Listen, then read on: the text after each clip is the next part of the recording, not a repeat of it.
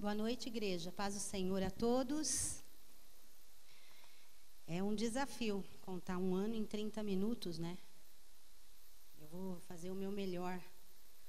Hoje à tarde eu estava orando e lendo algumas coisas que eu escrevi. E o que falar, né? Mas nós preparamos 2 canções e eu quero cantar uma no início e uma no final. E para cantar essa música comigo, a palavra de Deus diz que de manhã nós proclamamos a bondade de Deus e ao anoitecer a sua fidelidade, né? Então eu chamei minha companheira de guerra ali para cantar a fidelidade de Deus nesse anoitecer antes da gente começar a ministrar, né? Porque eu vejo assim, Deus é fiel. Não importa o que Ele pede, não importa como Ele faz, Ele é fiel, ainda que a gente não entenda.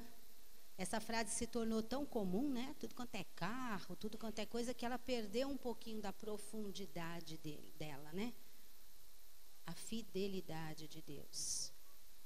Quando você usa uma aliança e sabe que aquela pessoa é fiel a você, você não se preocupa com o que ela está fazendo, onde ela está, não é assim? Nós temos uma aliança com Deus, muito mais forte do que essa. Uma aliança de sangue, de amor, de eternidade. E nessa aliança, fidelisco nessa noite aqui, né? A bondade, eu acho que eu fiquei pensando que o meu testemunho é sobre a bondade de Deus. É sobre a bondade. Deus é bom. Eu já falava isso, agora então eu vou morrer de repetir. Deus é bom. Não importa o que você esteja vivendo ou compreendendo, Ele é bom. Ele é tão bom. E a sua bondade é que nos sustenta. Amém? Vamos orar? Amém? Vamos orar. Pai, declaramos aqui a tua fidelidade. E declaramos aqui também, Senhor, que queremos ser fiel a Ti como o Senhor é a nós. Dá-nos a graça de compreender a Tua fidelidade, Senhor, ainda quando nós não recebemos o que queremos ou quando não conseguimos entender os Teus propósitos, Senhor. Ainda assim o Senhor permanece fiel. Que nessa noite aqui a Tua fidelidade, ela seja marcada nas nossas vidas, a Tua bondade, meu Pai. E que cada um de nós, Senhor, que está enfrentando algo novo, um vale, um deserto, Senhor, nós possamos saber que o Senhor é fiel dentro do deserto. E que ainda que a gente não consiga compreender, o Senhor tem teus planos de paz para nós, Senhor. Fala com o teu povo nesta noite reunido aqui. Glorifica o teu nome nas nossas vidas e que em tudo nós possamos te bendizer e te honrar, Senhor. Oramos assim, te dando liberdade, Espírito Santo, em nome de Jesus. Amém. Amém, irmãos. Eu vou ler alguns versículos durante a palavra que eu vou ministrar, então se você puder manter sua Bíblia com você. Eu acredito que muita gente saiba, né, partes do que aconteceu comigo em 2011, né, o ano passado, mas eu vou começar meu testemunho no finalzinho de 2010, o nosso congresso de louvor e adoração. Eu vinha fazendo um tratamento de hormonal e de útero, fazia tempo que eu estava tratando alguns miomas e algumas coisas, e eu vinha fazendo um acompanhamento médico com a ginecologista, sério mesmo, cada 6 meses e tal, por causa dos sangramentos e tudo mais que eu tinha. Quando foi no Congresso de Louvor e Adoração em 2010, que nós ministramos sobre o tabernáculo de Davi, aquele dia foi um dia de muita luta para mim, porque fisicamente eu me abati muito naquele dia. Fisicamente fazia 1 ano que eu não tinha sangramento, e naquele congresso eu tive um sangramento, e no meio do congresso eu comecei a sentir uma bola aqui desse lado. Era como se eu tivesse uma bola mesmo dentro de mim. Conforme eu me mexia, eu me abaixava, eu sentia aquela bola. Foi no congresso que eu eu percebi isso, era outubro de 2010. Finalzinho de outubro, né, dia 31, que foi Halloween, quem participou lembra? Nós fizemos uma intercessão pela noite do Halloween e tal. Então, em novembro, eu marquei um retorno com a ginecologista. Aquilo era novo para mim, aquela bola que eu sentia. E ela pediu mais um ultrassom, então, fazia já uns 6, 5 meses, ela pediu ultrassom. Eu fiz o ultrassom e a médica do ultrassom, ela não conseguia achar meu útero. Ela dizia para mim, eu não estou entendendo o que está acontecendo aqui, eu não estou achando o teu útero. Não tinha mesmo, era tumor, tudo tomado. E aí, eu voltei na ginecologista, ela pegou os exames, ela olhou, aí ela disse assim, olha, é o seguinte, você está com um cisto gigante no útero, no ovário esquerdo, e nós precisamos tirar isso aí urgente, não tem mais jeito. Essa bola que você sente é esse cisto. Então, a gente vai fazer uma cirurgia, nós vamos cortar esse cisto, né? Vamos cortar e tentar tirar, não extrair o ovário e tal. Aí eu falei ainda para ela assim, olha, faz tantos anos que eu estou lutando com esse negócio, que você pode fazer o que você quiser. Tiver que tirar o ovário, o útero, tira tudo, porque eu já estou muito cansada de lutar com isso. Ela falou, tá bom. E ela não entendeu, eu acho, a dimensão do negócio. Né? Porque ela me operou em Louveira, nem tem UTI em Louveira, né? Pela Vimed.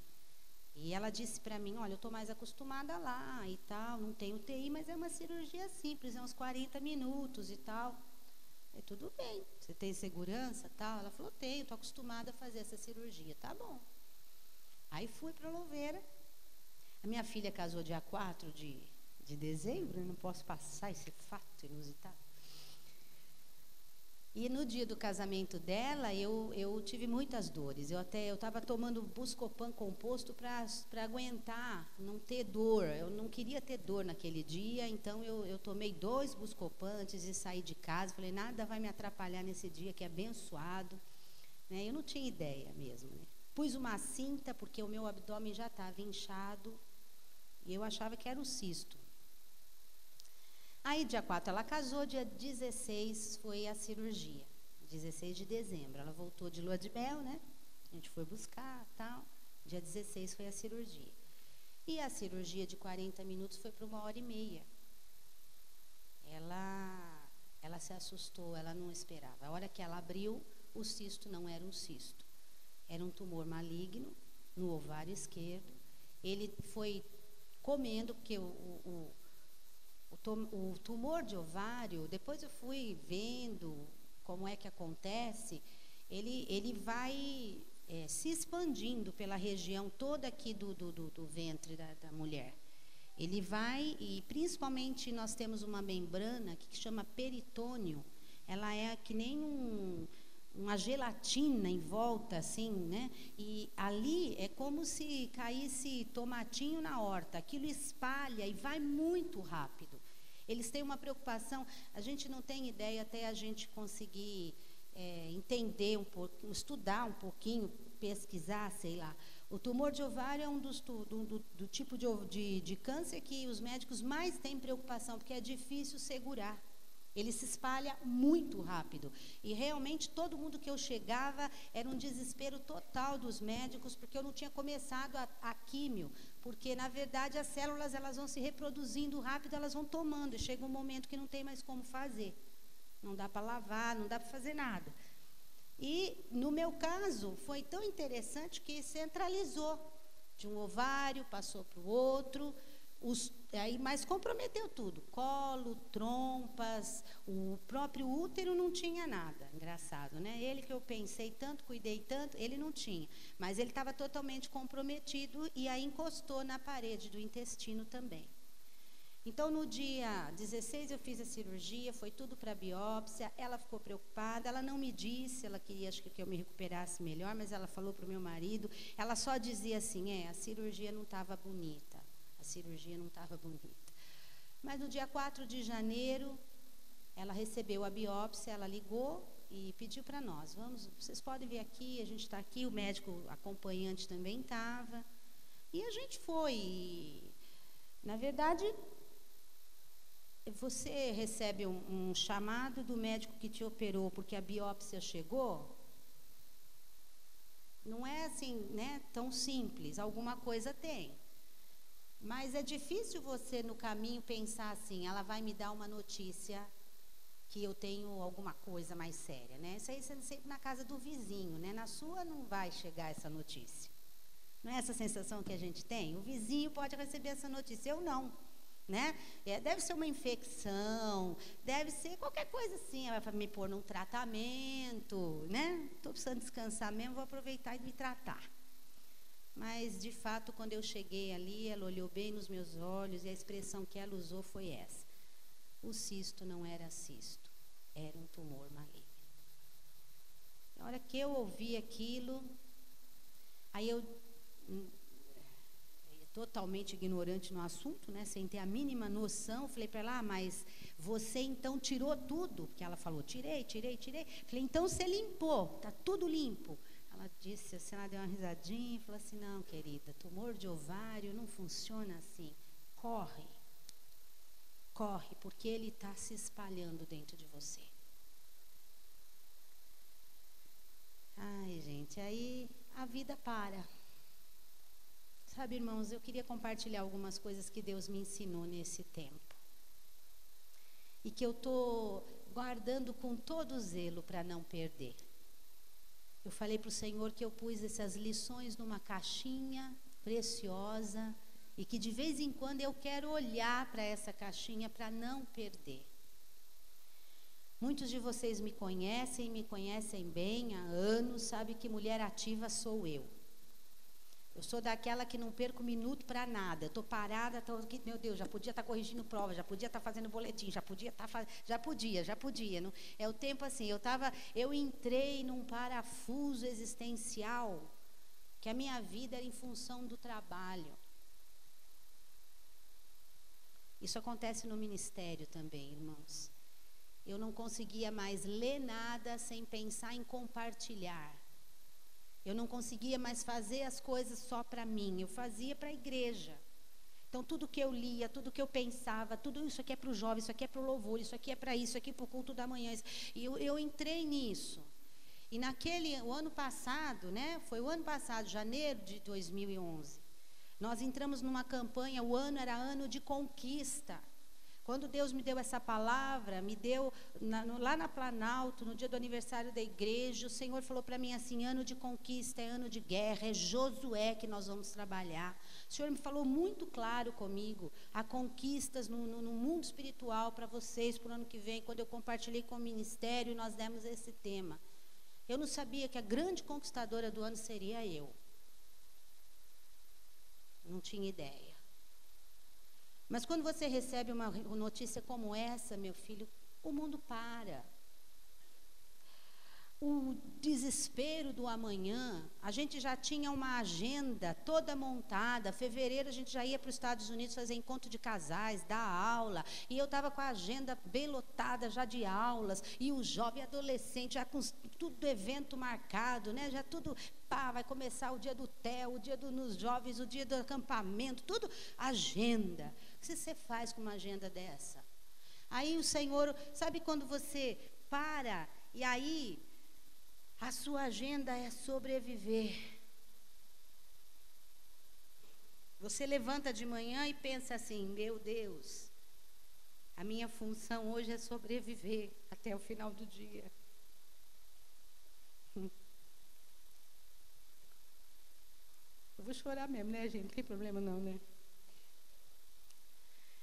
Mas isso é tão bom, porque tem coisas que a gente se mata para fazer. E o Senhor me mostrou isso, filha. As coisas não são, sabe, o urgente não é tão urgente.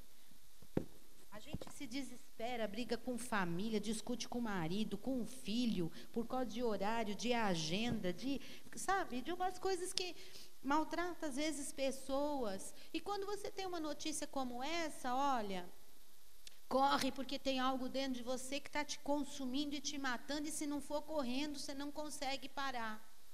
Muda toda a coisa, cai o chão, para. Só que a gente não vai receber, todo mundo não vai receber essa notícia. Então, não entra numa vida de escravidão do tempo, da atividade. Se eu não fizer, morre todo mundo. Não, ninguém morre se você não fizer. Eu descobri que a fila anda. Sabe? A fila anda. E a fila anda sem você. É duro, porque quando a gente tem uma enfermidade como essa, você para, o mundo não. O mundo anda. E tem que andar. E aí é quando você começa a ver até onde você é de fato influente nas coisas que você faz. Eu tenho 48 anos. Mas eu já tinha pensado assim, bom, porque quando você recebe um diagnóstico de câncer, a Luísa está ali, né? Então pode até confirmar comigo, né? A morte é algo que vem, não tem como. A primeira coisa que eu perguntei para o Senhor foi isso: o Senhor vai me levar a Deus? Por quê? Mas foi uma experiência tão tremenda, porque de repente eu fiquei face a face com o meu Deus, sem ministério, porque eu não podia me preocupar com o ministério, não dava. Eu marquei até algumas coisas, acampamento de criança, não sei o que, não consegui cumprir. E o Senhor falou para mim, agora não é hora disso. Eu insistindo em algumas coisas. Agora não é hora. O maior segredo da vida da gente é saber as horas certas que nós vivemos. Viver aquele momento, uma das coisas que eu falei para Deus, quando você vive esse tempo, você vive um tempo de perda, você vive uma série de coisas. E se você não souber viver isso bem vivido, isso volta.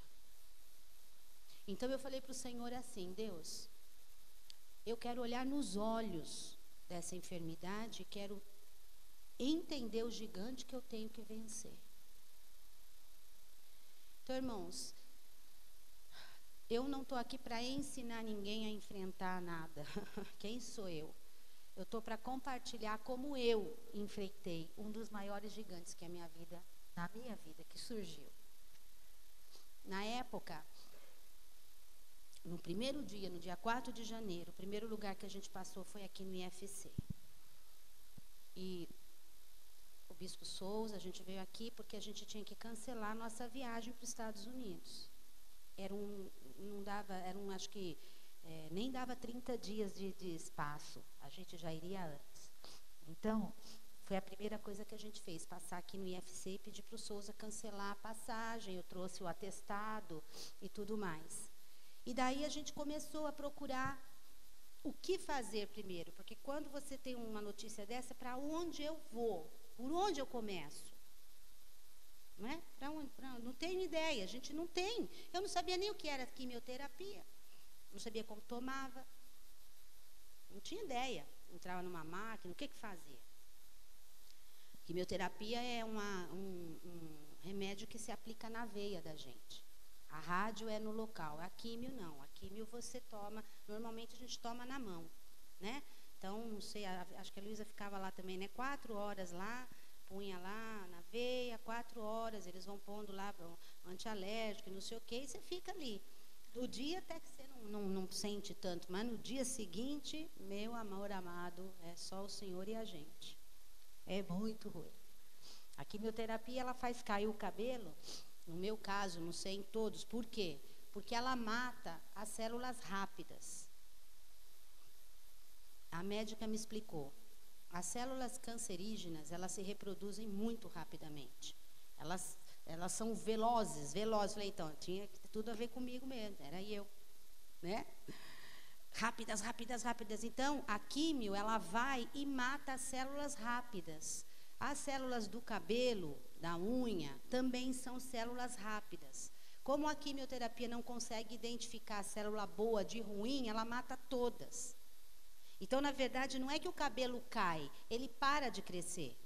Porque o nosso cabelo, ele é constante, ele é uma troca constante. Cai, né? Você vê que cai, é o cabelo novo, vem vindo, a unha também, né? Saiu e volta. O que acontece? Ele para, ele estaciona.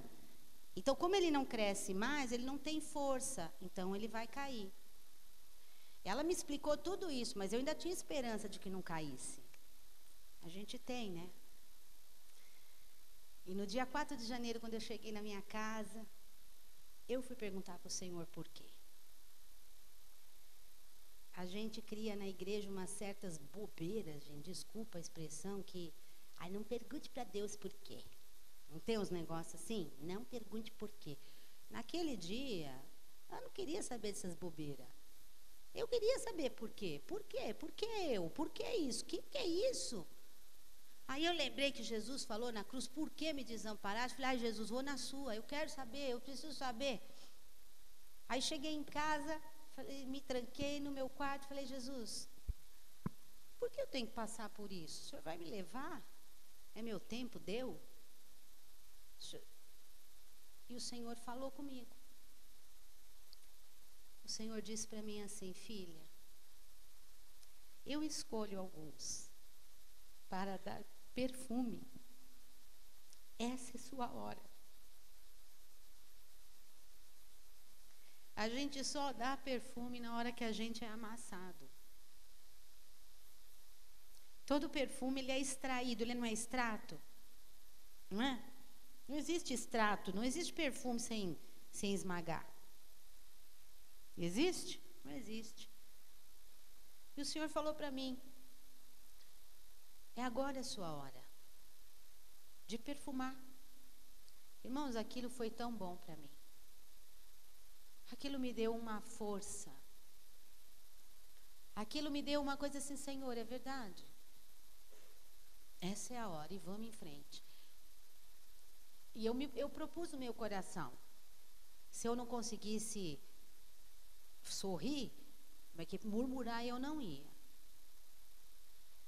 E eu quero perguntar para você, quando você passa por dificuldades, qual é o cheiro que você produz? Porque algumas pessoas, quando passam por dificuldades, é um horror ficar perto delas, é um cheiro tão ruim. É o cheiro da murmuração, né? Do palavrão, do não sei o quê, do falar mal, da maldição. Porque você dá nessa hora o que está dentro de você.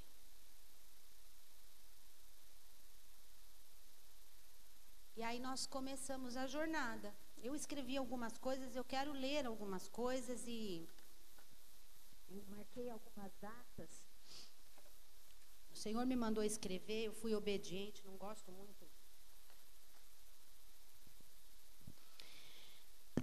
Mas eu marquei, eu não sou muito de diário, não tenho paciência. Já viu, né? Já comecei trocentos diários na minha vida, não terminei nenhum. Mas no dia 4 de janeiro foi isso, e na semana do dia 10, antes do dia 11 de janeiro, eu não vou mencionar nomes.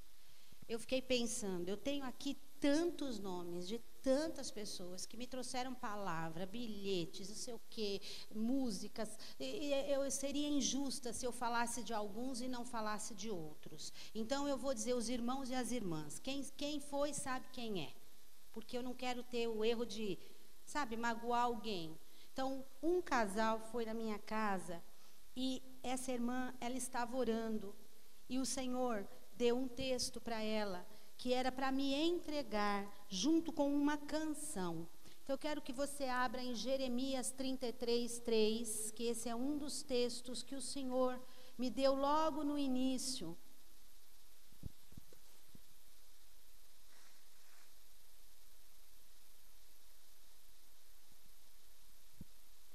Eu tive também algumas canções que me acompanharam, que se eu conseguir lembrar, eu vou cantar uns trechinhos aqui.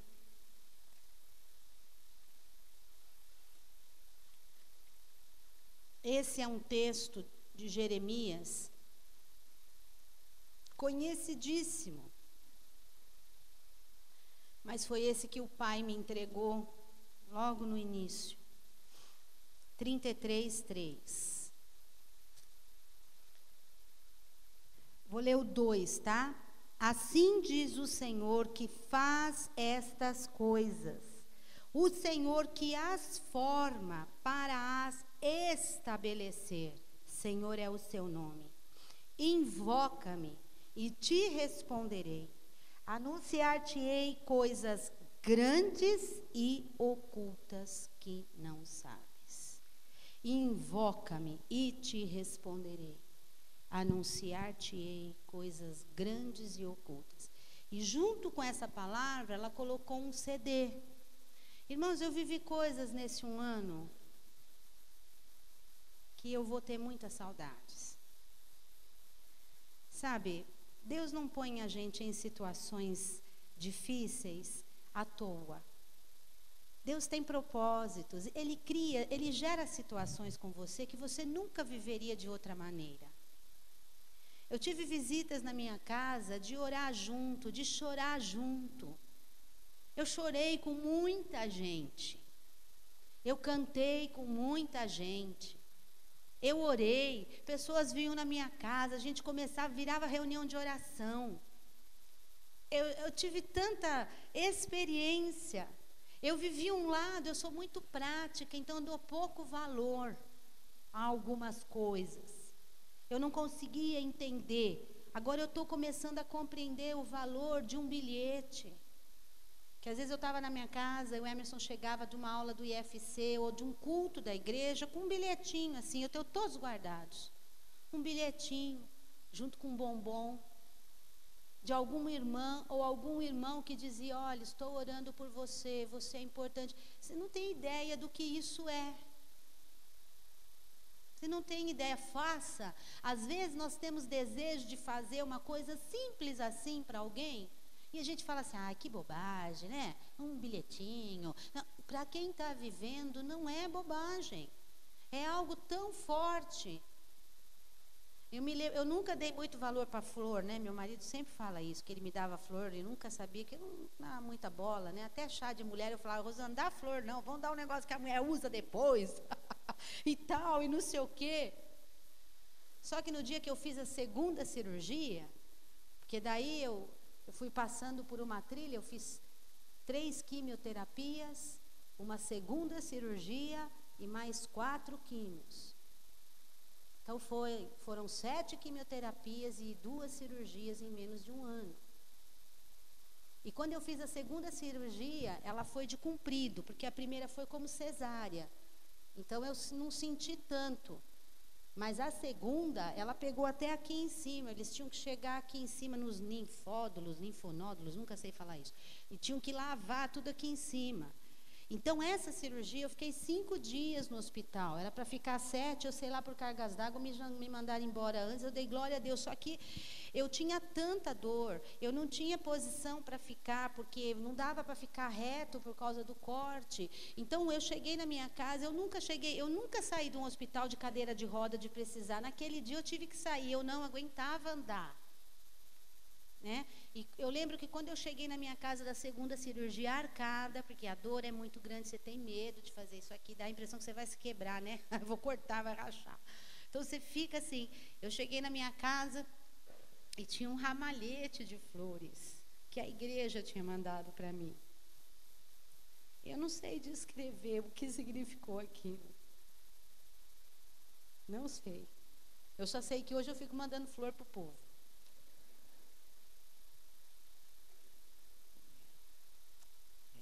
Às vezes a gente tem que viver o outro lado para entender algumas coisas.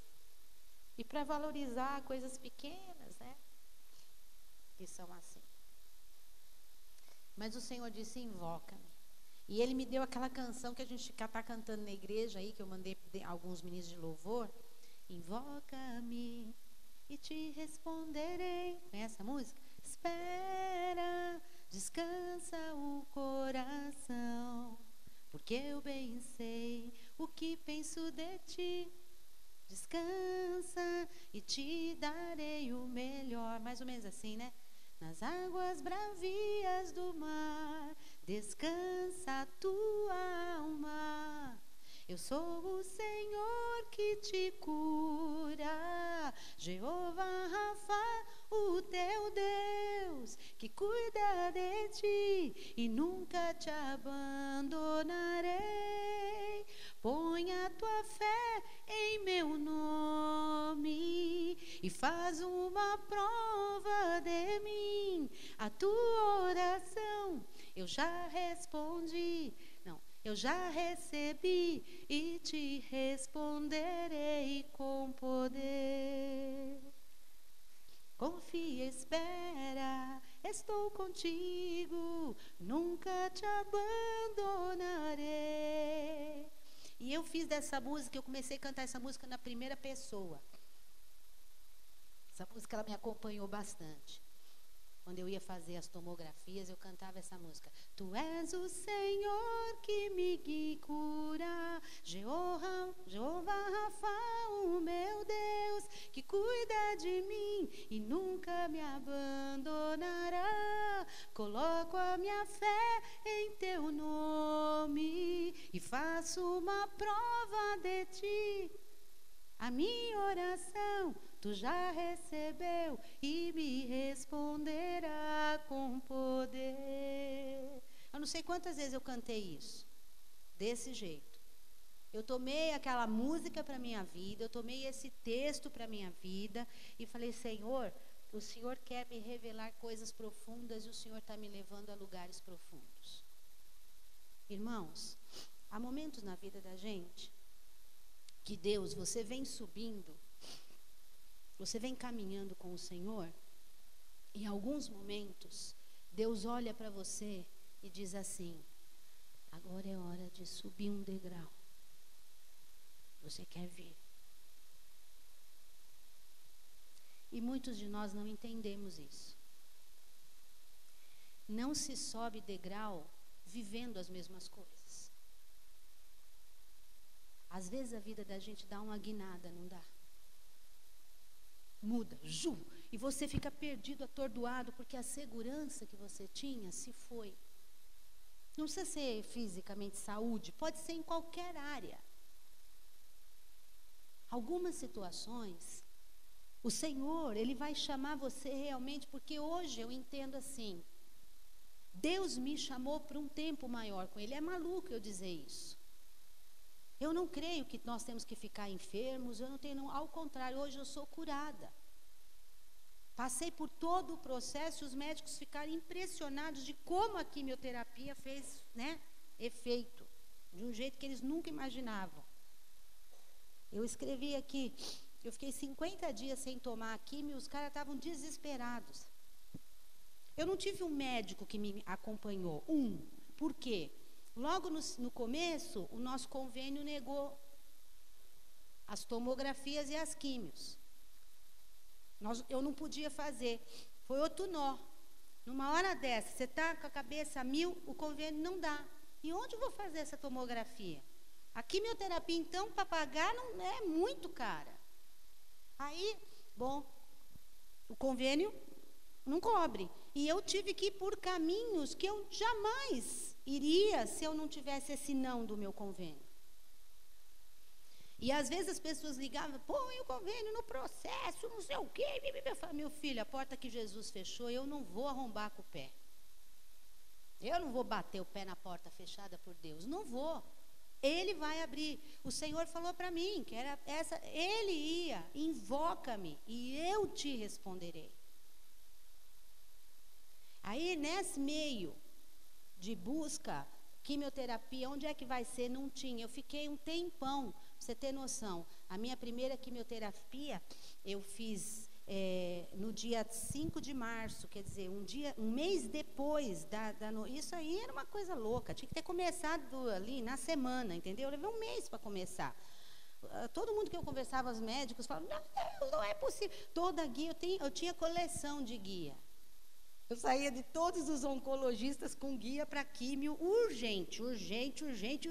Não tinha. Como urgente? Aonde que eu vou com isso aqui urgente? Aí, o Enéas até foi no coisa. Estava aqui, coleção de guia. Acho que eu tinha umas 4. Se aquilo adiantasse, estava lá. Aí o Senhor me deu um texto, um outro texto, que me acompanhou, e eu acho que ele é para a minha vida, até para o meu temperamento. Ele está em Isaías, se você puder abrir, por gentileza. Capítulo 30, verso 15.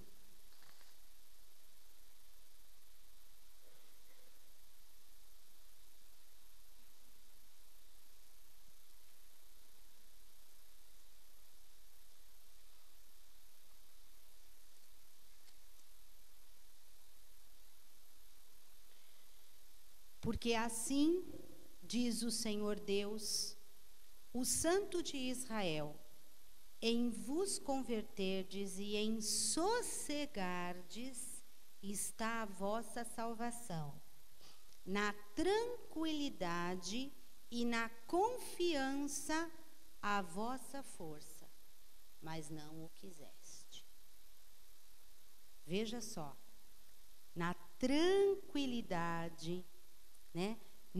A minha versão dizia: no sossegar e descansar está a tua força.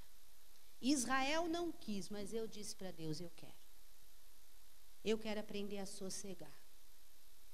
Gente, força no descanso. Na batalha a gente pensa que a força está na luta, né? Vamos para cima. Nesse momento Deus me mandou ter tranquilidade e descanso. Bom, abriram-se as portas, eu fiz as 3 químios e fui parar lá no Instituto Brasileiro de Controle do Câncer, o IBCC. E eu não tive um médico, porque 3 químios eu fiz em Paulínia, passei por 2 oncologistas, um foi passando para o outro pelo INSS. Nesse meio termo, abriu a porta no IBCC. Eu passei para lá, o médico que me atendeu, ele era um oncologista com pós-graduação em tumor de ovário, lá nessa parte de oncologia de ovário. Bom, passei por ele na cirurgia. A cirurgia foi um vale dentro do vale, foi uma coisa segunda, e aí depois dele passei para outro médico dentro do IBCC, mais 2, na verdade. Então eu não tive um médico que me acompanhasse, me sossegasse, cada um que eu chegava andar aquele quilo de exame, porque eu já sabia quem será hoje. Começa tudo de novo. Então, gente, para quem passou por isso, essa é uma coisa, é uma insegurança muito grande. Você não tem um cara que está te seguindo, ninguém sabe, eu tenho que começar tudo de novo. E o Senhor falou: no descansar e no confiar está a tua força. Tá bom, Senhor, eu vou descansar e eu vou confiar. É fácil, irmãos? Não é. Mas é mais difícil você se entregar para a dor. Quando eu estava na sala da tomografia, primeira tomografia que eu fiz, o câncer bombando, a igreja orando, comecinho, lá, 20 de janeiro, mais ou menos. Eu fiquei naquela sala de tomografia, o Hermes estava comigo, aí ele foi na casa da irmã dele, que morava próximo, buscar uma blusa, que era muito frio, eu fiquei sozinha. Nesse meio tempo, eu falei assim: Senhor, eu vou entrar naquela máquina, e o Senhor pode agora curar, o Senhor pode arrancar todas essas células, o Senhor pode matar, queima todas essas células, eu vou entrar naquela máquina e um milagre pode ser, e eu creio que o Senhor pode fazer. E eu ouvi o Espírito Santo me perguntar: e se eu não quiser? E se eu quiser tratar você e a minha igreja através disso? Você vem?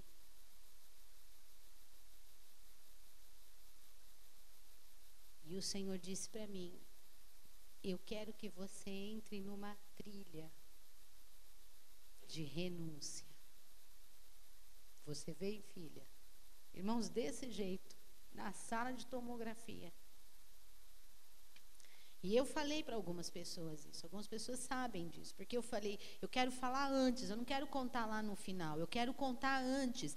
Vocês vão entender, eu não vou ser curada por um milagre imediato, mas eu não vou morrer, porque ali eu entendi, ali o Senhor me falou, é uma trilha, e você entra, porque no final você vai sair com uma unção dobrada. Mas você vem, filha. Eu que ia falar para Deus? Eu falei, Senhor, eu nunca te disse não, não é agora que eu vou te dizer. Eu não queria passar por isso, mas é isso que o Senhor quer. Ele disse, eu quero uma trilha. E aí, quando nós começamos a ir nos médicos, teve um deles que ele fez um desenho. Ele fez assim, você vai fazer, eu estava num ângulo assim, ele fez no papel, 3 quimioterapias, uma cirurgia e mais 3 químios. De onde eu estava, o Senhor olhou, falou no meu coração assim, essa aí é a trilha, e você vai entrar. E eu fiquei esperando a primeira químio, que nem está na... Sabe aquele cara que fica na linha de chegada, de partida, esperando o negócio, não, a químio não soltava nunca, ninguém liberava. E eu falava, meu Deus, negócio, quando é a linha, né, a largada desse negócio, vamos, Jesus. Só que quando você começa, é um esquema. Eu falo, pessoal, cadê o senhor Lula? Ele sumiu, né? Desapareceu da mídia. Não fica, irmãos, porque a quimioterapia é um negócio tão duro, você não fica no meio do povo. Você tem que se recolher. Não, você não aguenta. Pode ver que o povo está tratando, some. Depois de um tempo aparece, é bonito de cabelo. E eu entrei na trilha. E minha família entrou junto. Eu não entrei sozinha. E a igreja entrou junto. Eu sei que a igreja entrou. Eu não tinha ideia de quanto eu podia tocar a vida das pessoas. Eu não tinha ideia. Eu não tinha ideia de quão forte era a minha figura para algumas pessoas. Eu não tinha ideia. Eu não tinha ideia como o que aconteceu comigo abalou fé de gente. Restaurou fé de gente. Eu brincava com ela e falava, nossa, as cavernas estão se abrindo. Está ligando gente da época do Bolinha aqui. Gente que me ligava, preciso ir aí, quero te ver, é verdade. É verdade. É assim, eu acho que as pessoas tinham uma ideia, e têm uma ideia da gente, como pastores, líderes, como os intocáveis. Mas a gente não é. Você também não é intocável, mas a diferença é como você passa pelas coisas. Eu escrevi algo aqui, que eu quero até mencionar, esse eu vou, porque eu aprendi com o meu apóstolo. Eu escrevi aqui,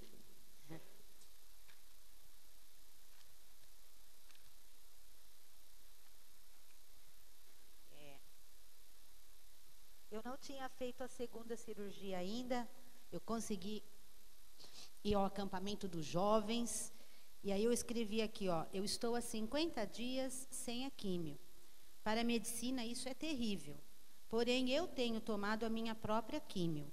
Todos os dias eu imponho as mãos no meu ventre e digo, câncer, sexe, você hoje está mais morto do que ontem. Porque eu tinha que fazer a cirurgia, então eu não podia fazer as químios.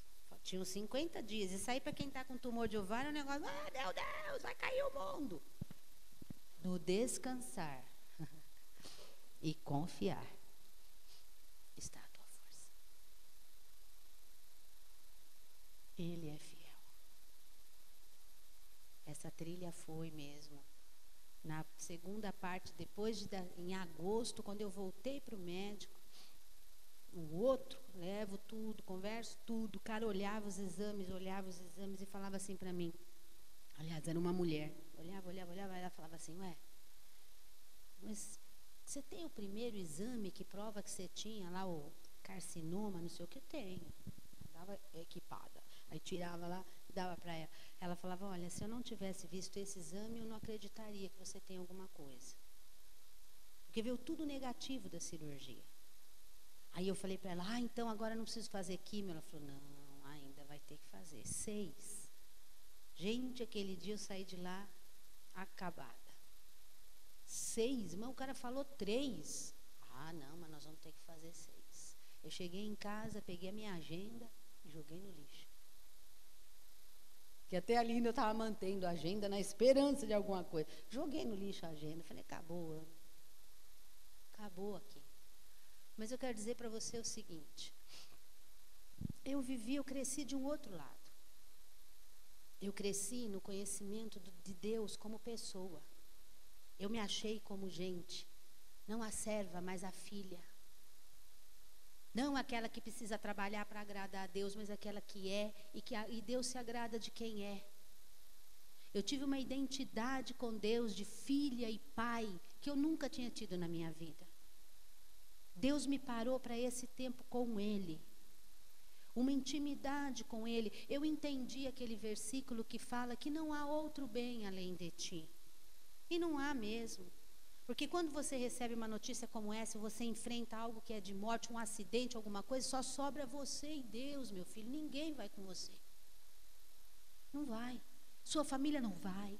Seu ministério não vai. Quando você se apresenta a Deus, e pode ser que Ele queira te levar, é entre Ele e você. Você olha nos olhos dEle, Ele olha para você, não sobrou mais nada. Ele é o nosso único bem. Porque Ele é a única coisa que sobrevive toda a eternidade. E a gente se mata aqui por coisas que não são. Eu estava dando aula essa semana lá, nos Estados Unidos, um dia lá.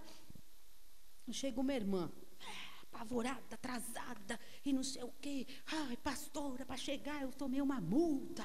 E não sei o quê. Nervosíssima por causa da multa.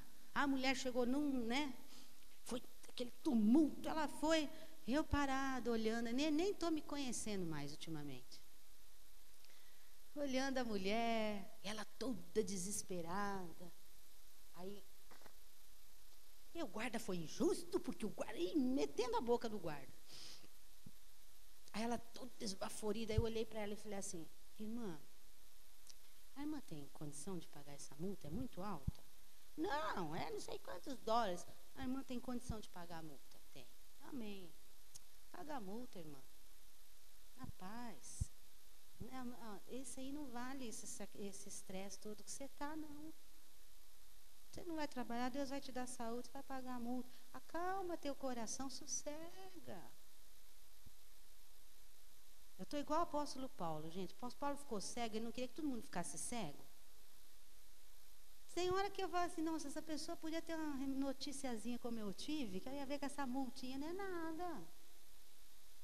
Aí ela parou assim toda lá, aí ela ficou olhando para mim e falou, é mesmo, né, irmã?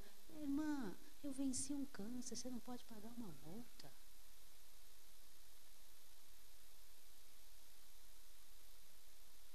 Porque é o Deus que mata um câncer, não é um Deus que te pode fazer pagar uma multa. Você tem contas para pagar? O que você tem? Qual é a maior preocupação na tua vida hoje? Irmãos, eu cheguei num ponto que eu não tenho medo das coisas. Fosse uns anos atrás, estava morrendo de medo de dar esse testemunho. Não parece, né? Eu pareço, não, eu escondo bem. Hoje eu não tenho medo mais.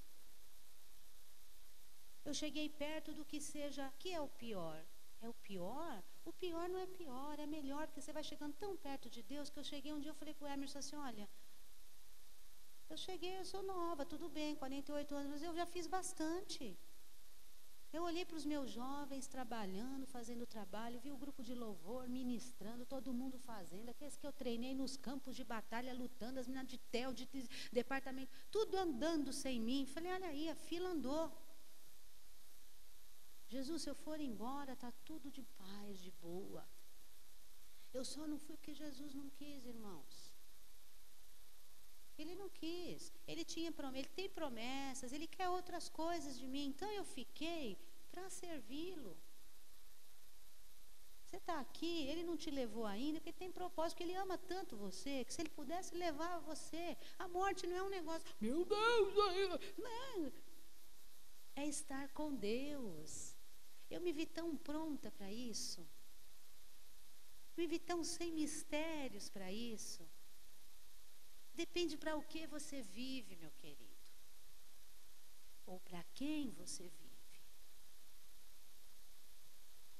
Eu esqueci de trazer, eu tinha que ter trazido uma capa. Eu esqueci, porque nós estávamos ensaiando uma música lá, mas eu queria encerrar meu testemunho com isso.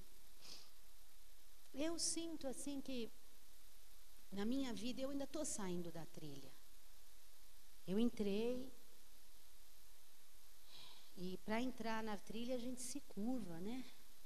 gente se curva, não dá para passar reto.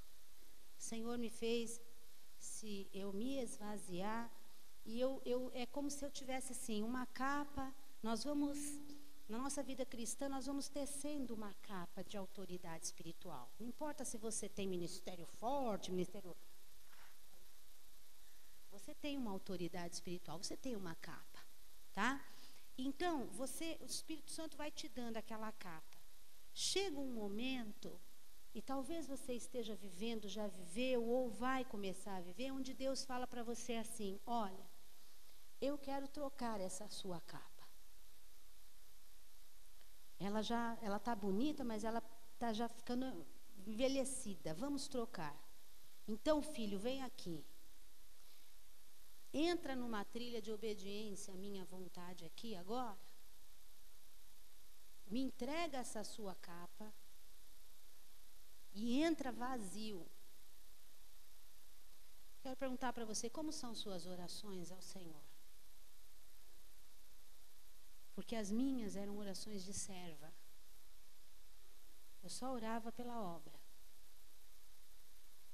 Deus, esse aqui, aquele lá, blá, blá, blá, os jovens, isso e aquilo. Eu não tinha muita oração de filha. E hoje eu tenho prazer de ter tempo com Deus. Hoje, se eu tenho que ir a um médico, esperar um pouco, eu não é aquela neura doida de ter que levar coisa. Não, hoje eu tenho o Senhor, eu fecho os meus olhos e penso: Pai, nós temos um tempo juntos aqui, eu e o Senhor, e eu quero te dizer, obrigada, Senhor, por mais oportunidades de vida que o Senhor me deu. O que o Senhor quer de mim hoje? Mudaram muitas coisas dentro de mim. Eu sou outra, eu vivi 10 anos em um. É louco o que eu vou dizer aqui, irmãos, mas eu seria uma pessoa manca sem o que eu vivi o ano passado. Faltava isso, faltava essa sensibilidade. Faltava, e Deus sabia que faltava. E quando você tira a capa para entrar na trilha, do outro lado o Senhor vai para lá e Ele começa a bordar a capa e a renovar. Mas você vem passando na trilha, enquanto Ele borda e renova, você está lá, meu filho, no sufoco mesmo, desertão. Ele está cuidando de você, mas você está vazio. E sabe por que tem tanta gente? Opa, que rolou aqui, pisei errado. Por que tem tanta gente que não tem capa nova, tá na unção de 10 mil anos atrás, né? O óleo da coxinha, de quando, né? Aquela coisa do óleo velho, né? Já viu o bar que vai lava a coxinha, faz a coxinha, frita a coxinha, 15 dias o mesmo óleo, né? Tem gente que está nesse óleo aí. Porque quando chega esse momento onde Deus diz assim: tira a capa, porque eu quero uma nova experiência com você. A pessoa não se rende. Ela entra e sai amarga, revoltada, do mesmo jeito.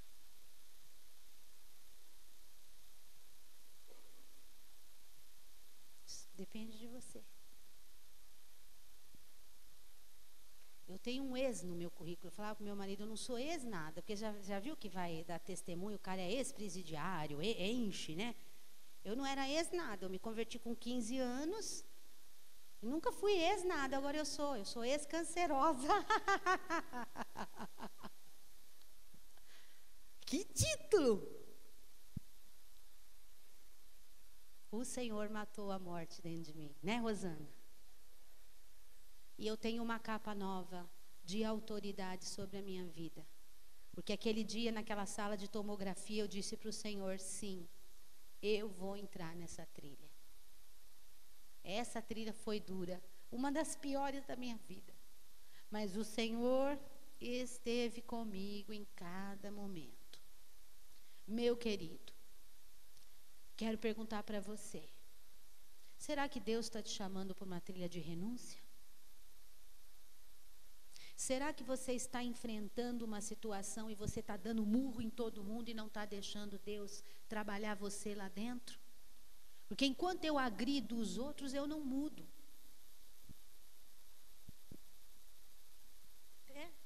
Se os outros estão errados. Quando Deus põe você numa trilha, não é os outros que Ele quer mexer, é você. É claro que Deus mexeu com muita gente, mas em primeiro lugar era comigo. E eu quero pedir ao Espírito Santo que nessa noite Ele dê a oportunidade de você se render a Ele.